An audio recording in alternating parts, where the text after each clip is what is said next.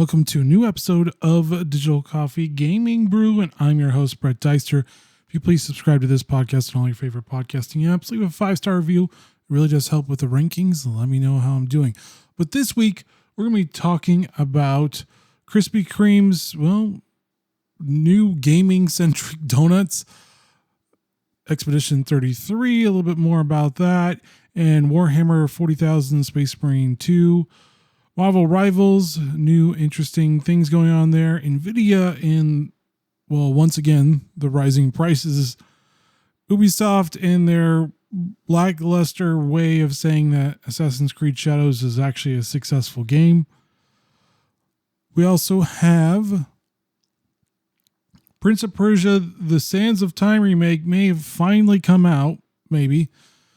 Epic Games and its new Unreal Engine 5.6, and so this data breach that's not a data breach from Steam. So we're going to be talking a little bit about that and what's going on with it, and then we're going to be talking about GSC Game World, basically the Trilogy Enhanced Edition. So the 3 previous games, they have already been kind of talked about, and plus with a bunch of new updates as well. And also we've got Ubisoft's Star Wars Outlaws as well, that's going to be out, and then EA implementing in office return to work.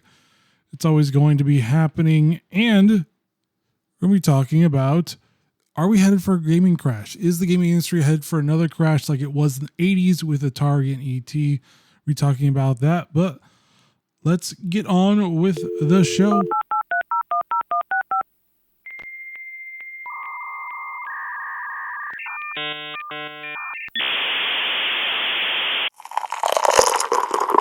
That's good. All right, so Krispy Kreme has announced a collaboration between Namco to create Pac-Man donuts. The collaboration celebrates the 45th anniversary of Pac-Man video game franchise. A new Pac-Man cookbook is set to release currently with the donuts. The donuts are currently available at Krispy Kreme stores across the United States.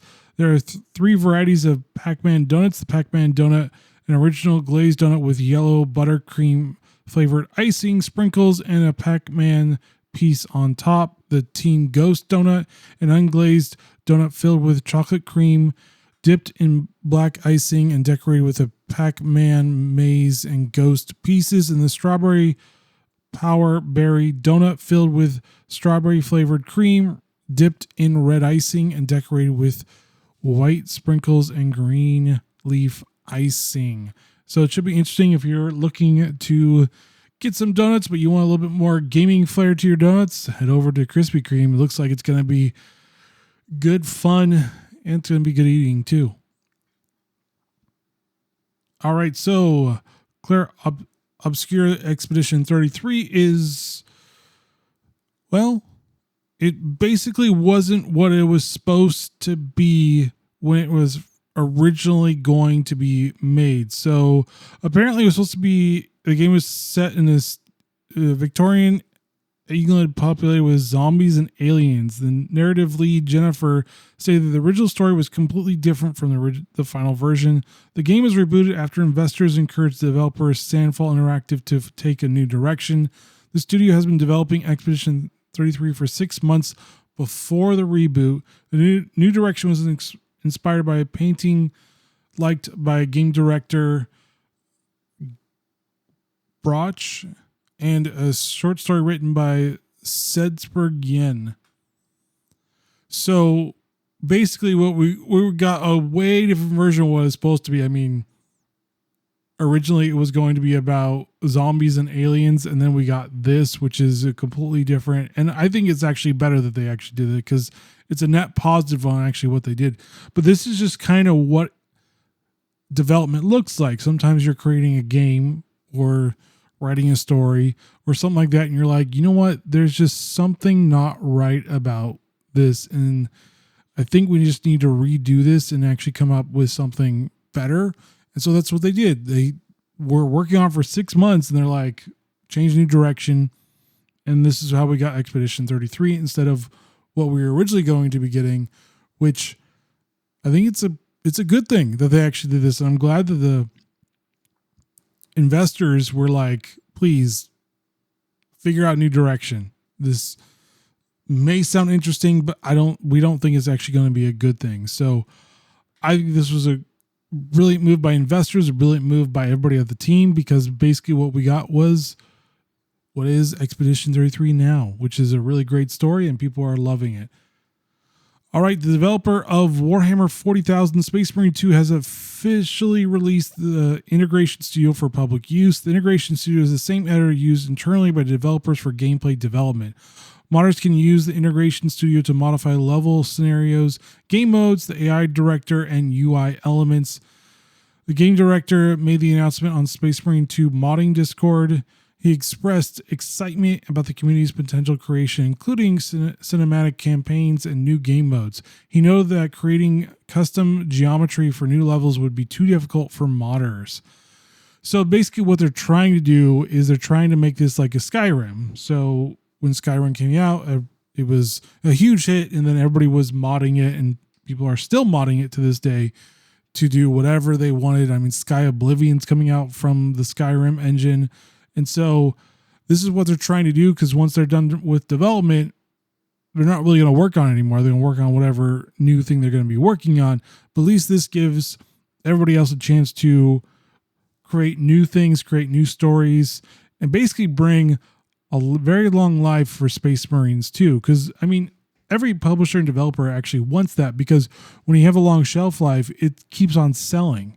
The problem is that a lot of publishers are like, all right, on to the next thing. No, we will not allow the people that love this game to modify it, because that's terrible for our sales and something. It just doesn't really make much sense, to be honest with you.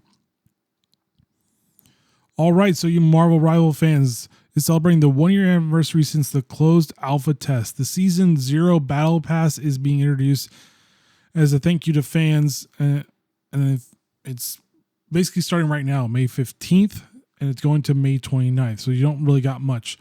And you can earn free rewards. Players must purchase the luxury pass for 590 lattice, apparently $5, to get the extra stuff. It also includes the Scion Venom that everybody mostly missed.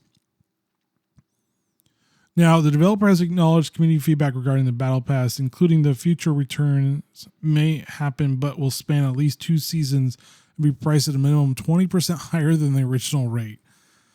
So get it now before it goes up in price. I mean, this is the thing about Battle Passes. There really is no like defined price, and they can charge whatever they want to as long as you'll buy it. And I mean, $4.99 is not a bad price, but you know, it is what it is. But I mean, you got Overwatch 2 now with Stadium, and that has kind of revived the game because it did need a revival. And now you have this, which everybody's saying is, well, not doing very well because of the revival of Overwatch 2, but you're going to have that push and pull.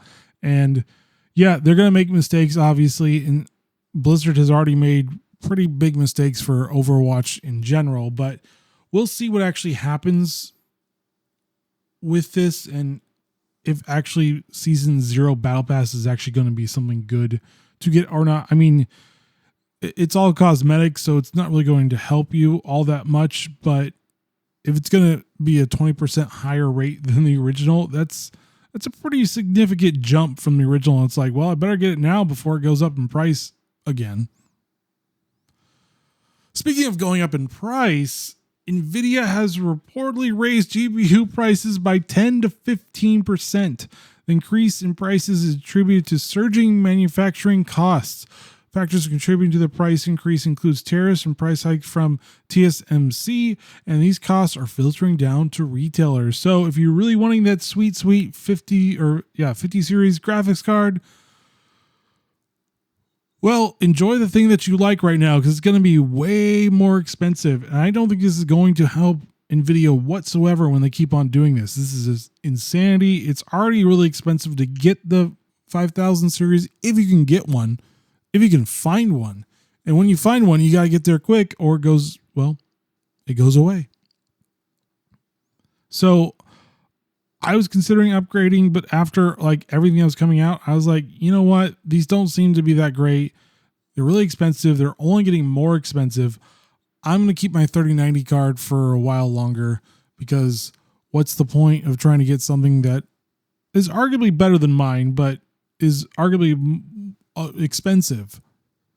And I'm like, well, 39 is going to be good for a while until they can all figure out the actual new pricing, until they can all figure out the manufacturing and bringing things over to the US if need be, because that's really where it's going to go. So I would say for right now, until they can figure out the manufacturing process and bring down those prices, you probably should wait a while. It's just not great.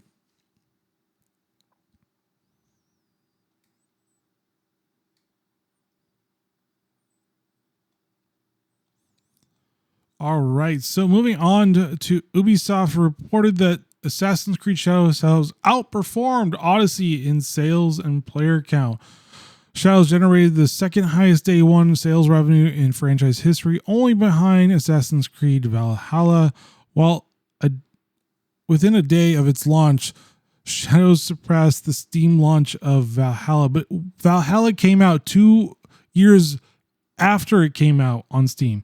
So I don't really understand this like, it did better than a game that was already out but finally came to Steam.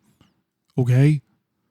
Player engagement for Shadows has reached 160 million hours. Ubisoft acknowledged the decision to delay Shadows contributed positively to its quality. Yeah, sure. The game is currently holding a very positive rating of 80% on Steam. And Odyssey is rated slightly higher than Shadows on Metacritic. Ubisoft has plans for future updates and additional Shadow content. But you know what? It's not that great. I was like, I'm good. I don't really want this game. I don't really want to touch this game. There's just so many problems with it from my perspective that I was like, I'm good. I don't want this.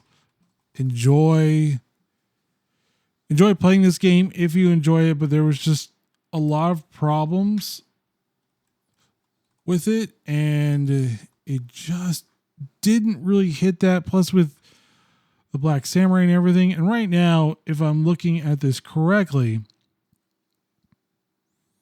it's at 4,222 players playing right now. Now, obviously, this is more in the middle of the day, but even if we look at historically, it's been probably around 4,000 players playing. The peak was 64,000. And even on Sunday at peak times, it was about 7,000. Couldn't even crack 10,000. So my issue with all this is that they are still not giving us numbers. They're still really trying to make this look like it's a really great game by skewed aggregates.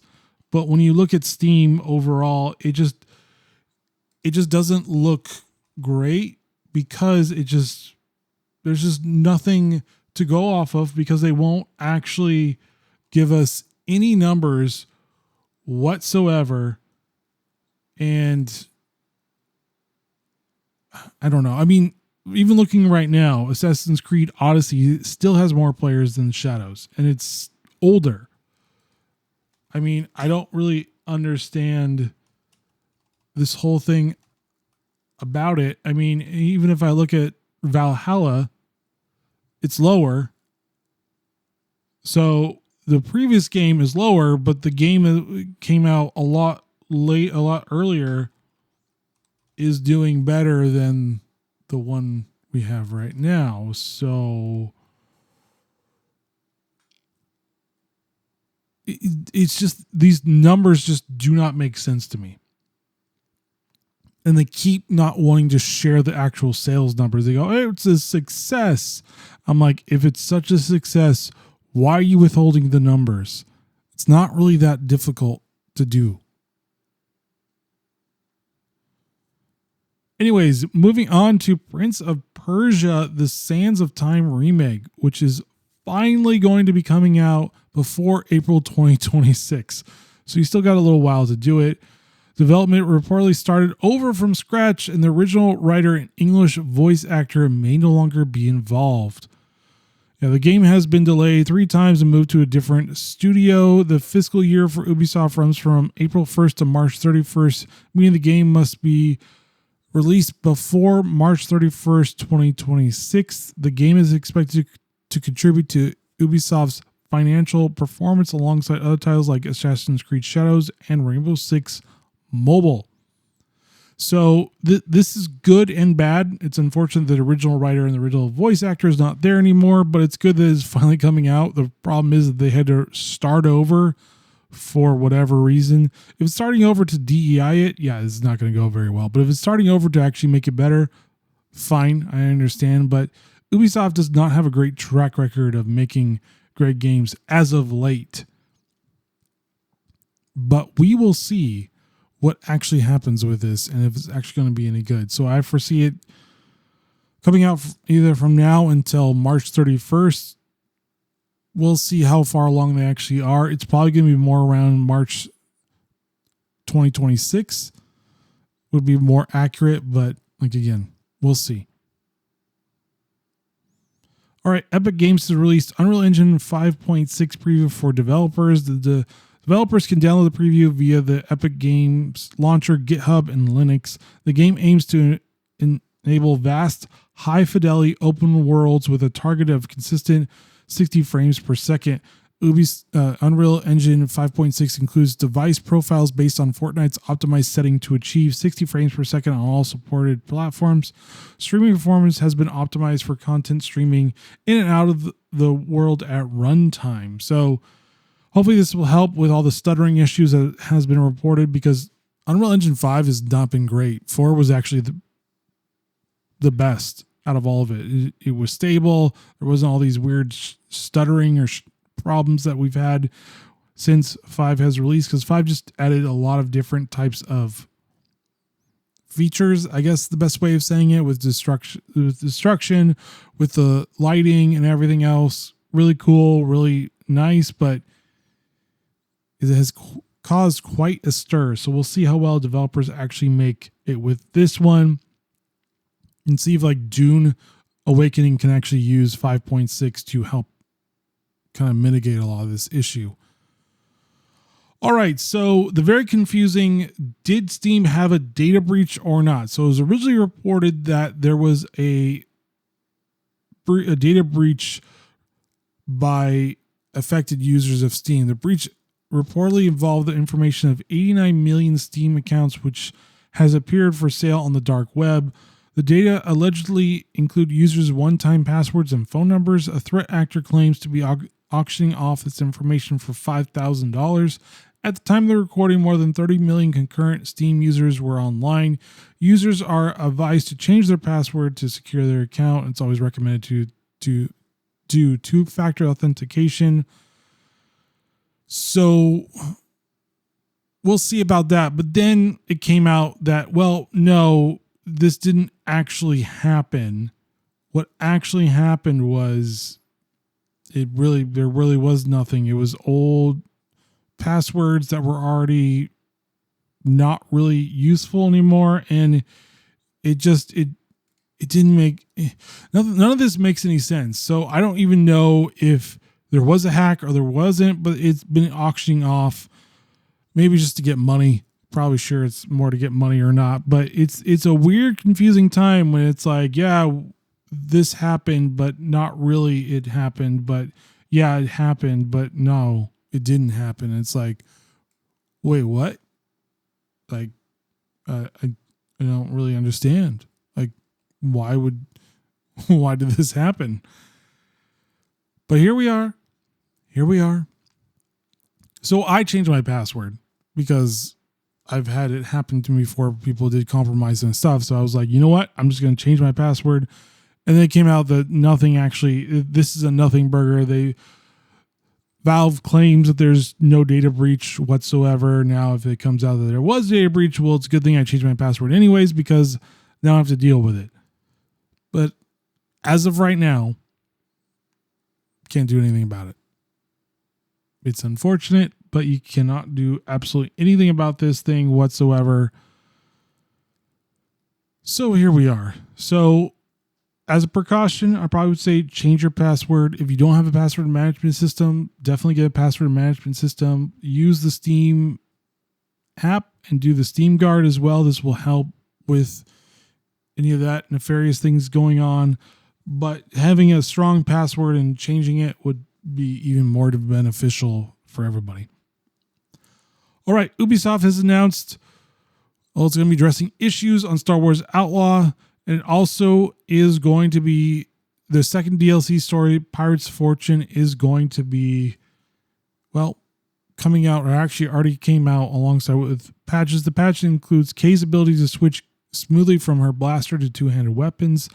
The ability for Kay to free fire while riding her speeder. So you can actually fire your blaster instead of waiting for the stupid ability to shoot like the Deadeye, but on your speeder, which is great because no one understood why, and I still didn't even understand why I couldn't just shoot on the speeder.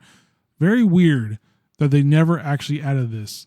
There's also new space contracts with multiple challenge types for additional rewards.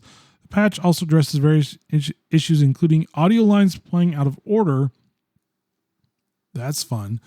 Props disappearing or floating during cutscenes. That's pretty funny. Fixes to prevent players from being unable to complete intel quests. A fix to prevent Kay from getting trapped in a room on Tashara while respawning. Well, that would be uncomfortable and unfortunate. But hey, at least they're updating it. Do I still think they should have just done a female protagonist? No, I really think they should have just let you be a smuggler and choose which one you wanted to. I think that would have actually been a better move. But here we're at, it's not a bad game. They actually did fix it, but they should have waited to fix a lot of these issues, because when it first launched, people were trashing it, and rightfully so. The AI was stupid, and it's still pretty stupid. There was a lot of issues. You really couldn't do a lot of things. I still am really confused on why you, as a female smuggler, you can basically knock out stormtroopers with your fist, but you can't move them. So is she strong or is she not? Are we going to be in reality or are we going to be not in reality? It just never made any sense. But fine. This is where we're at right now. At least we get free fire while riding the speeder now, which is small victories, I guess. All right. Do you love Stalker? Did you not get a chance to play the 3 original ones way long ago? Well, developer GSC Game World announced Stalker Legends of the Zone Trilogy Enhanced Edition.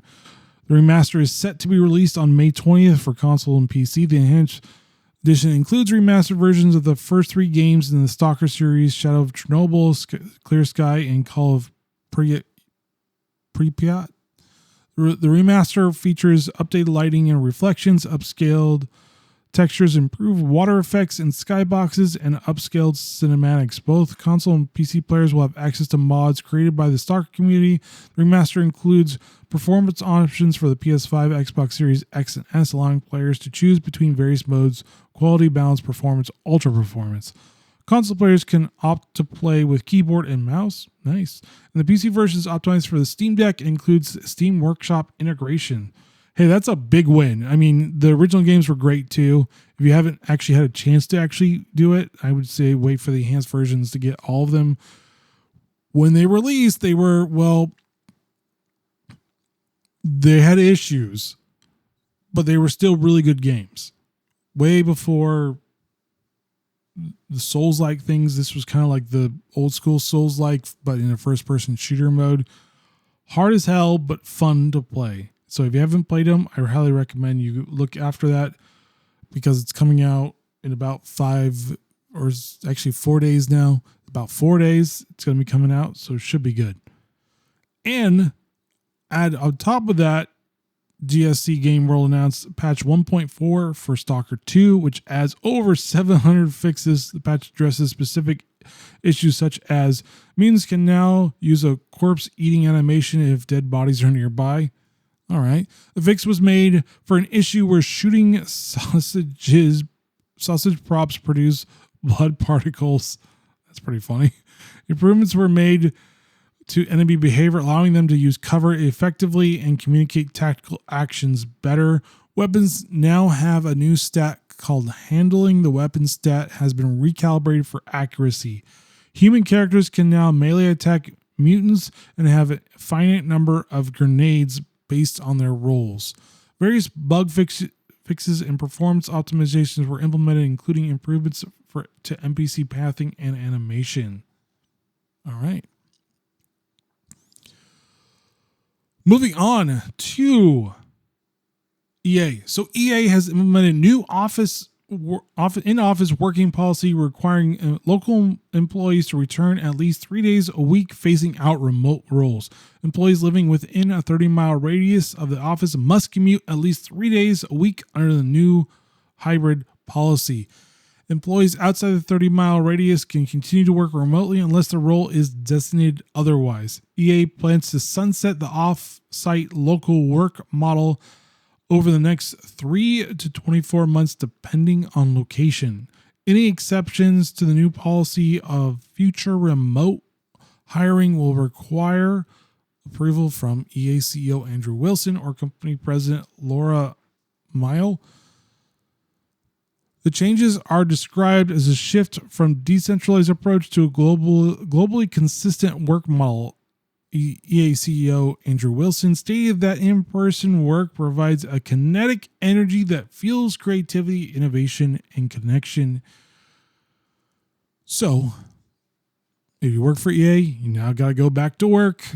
You can't just stay in your home office all the time and work. You got to go back into work at least 3 days a week, whether you like it or not. If you live 30 miles outside of it, maybe, depending on your role.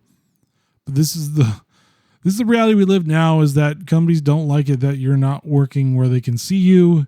It is very much a control issue, regardless if they will admit it or not. And you could be doing your best work regardless of where you're at, but it also takes a lot of discipline to actually work while you're at home and not do other things. So there is this push-pull. Do I agree with it completely? No. But I am not the head of the company, so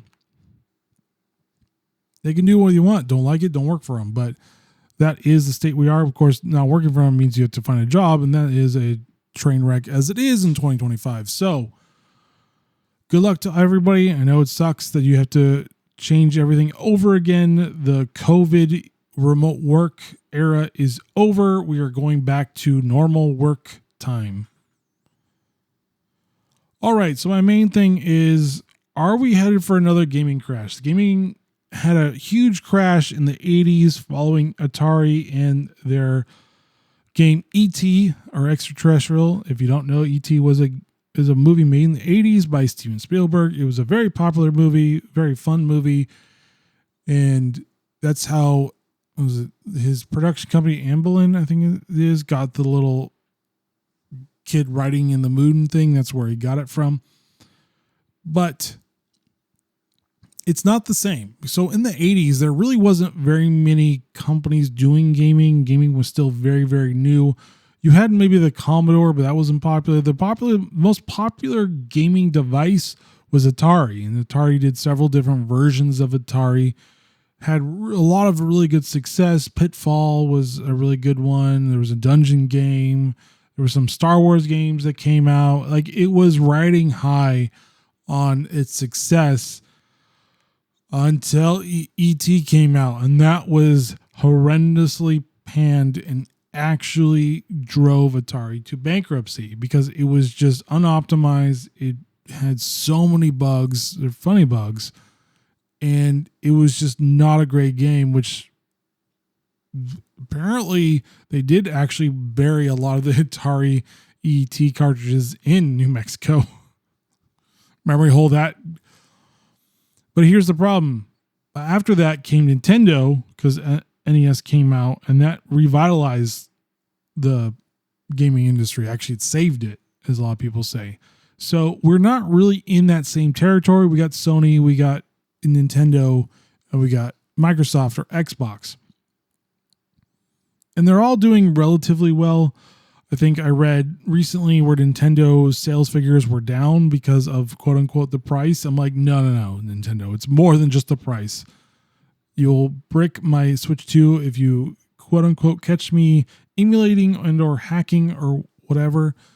That doesn't sit well with gamers, and you should know better than that. And you're raising your prices of games. The digital game key, which is ridiculous in and of itself. There's a lot of issues with what Nintendo's doing, and it is affecting their bottom line. They just won't admit it.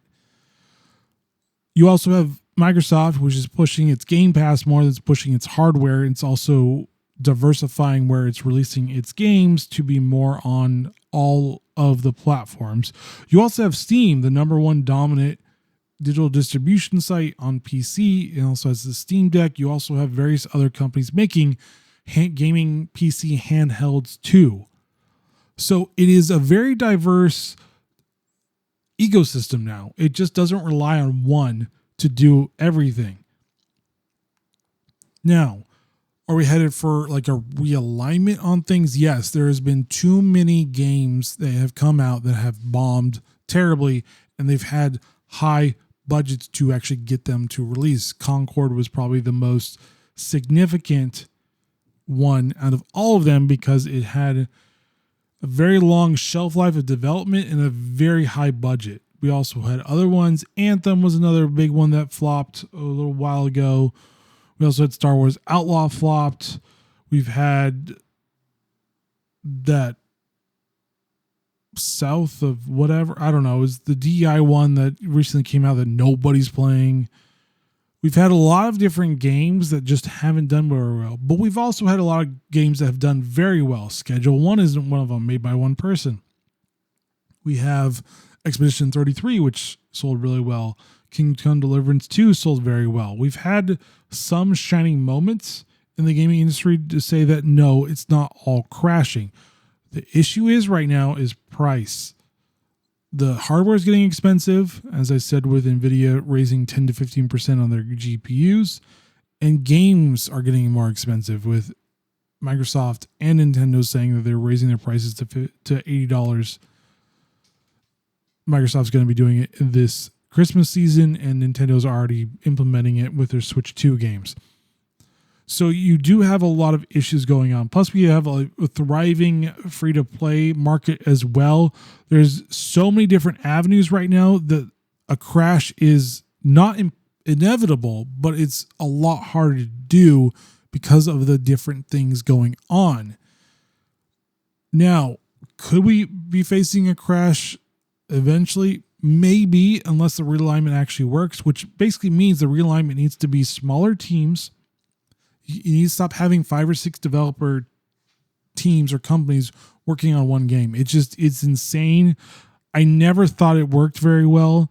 And you can see with Call of Duty, you can see with Battlefield, it's not really going to work as well as they hope it. And plus the budget balloons.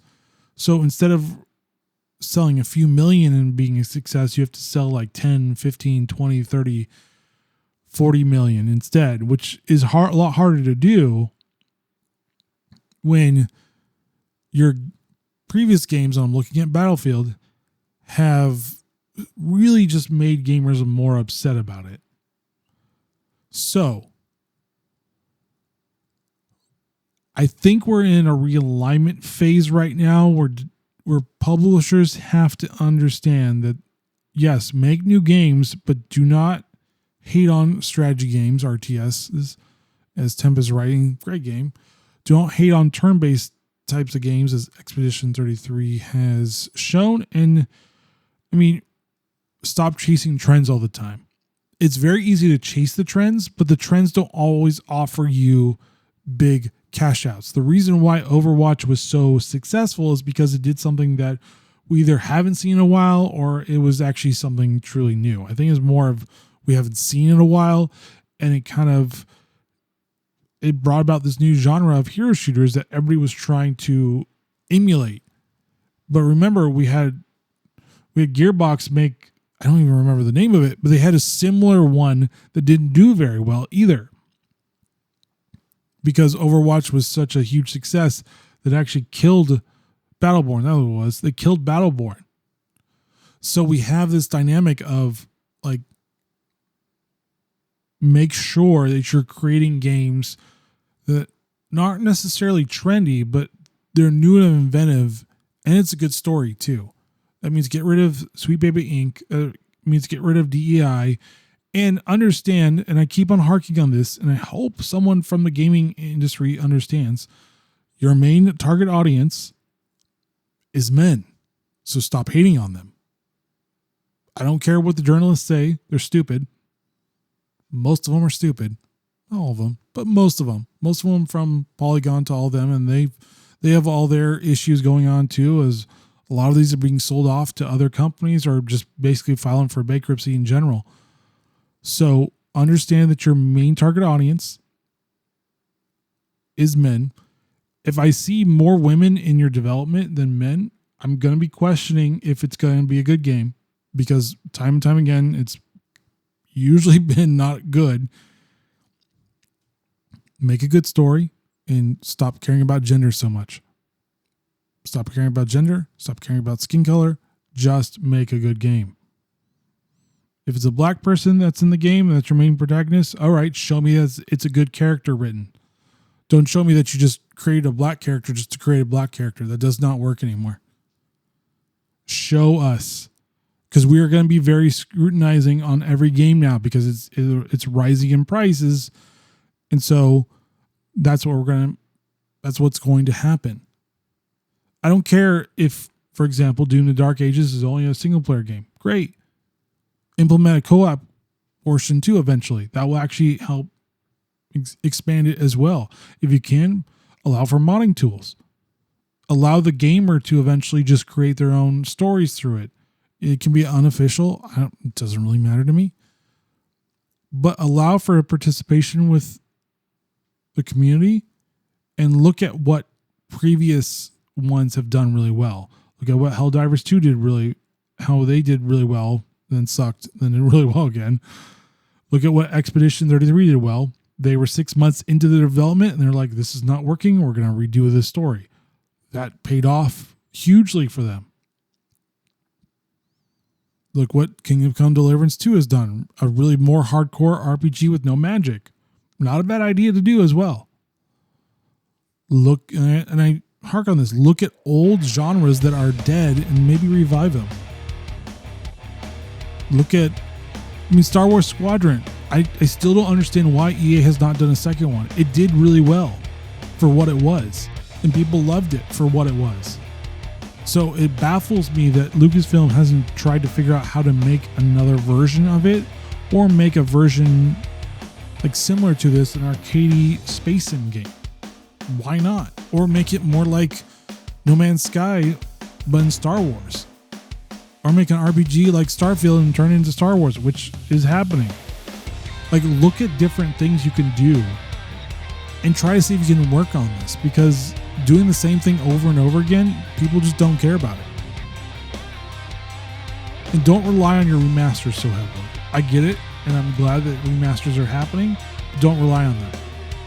Make them for games that were really stellar at the time. And you're like, you know what? These need a new refresh. That's fine. But don't rely on it. Don't do the Last of Us thing where you have 50 different remasters and remakes and you're like, okay, seriously, guys? It was a fun game, but it's not that good. This is all we want. Naughty Dog's losing it because they just don't really understand. It's usually Neil Drunkman or whatever. I don't know his name. But we're not heading for a crash. We're heading for a realignment, and gamers are like, we want games that are fun. Stop trying to pander to us. Stop trying to tell us how terrible we are. We just want really good games that are fun, that have great stories. And we can kind of like get lost in and escape reality. Not completely lose reality, but escape it for a time. And then come back to reality and then deal with the things we have to deal with. But that's all we really want. some food for thought. But anyways, thank you for listening to this podcast. I really do appreciate it. As always, please subscribe to this podcast on all your favorite podcasting apps. Leave a 5-star review. It really does help with the rankings and let me know how I'm doing. And join me next week as I talk about what's going on in the PC gaming industry. All right, guys, stay safe. Get to understanding what games you like to play. Just play those. And see you next week. Later.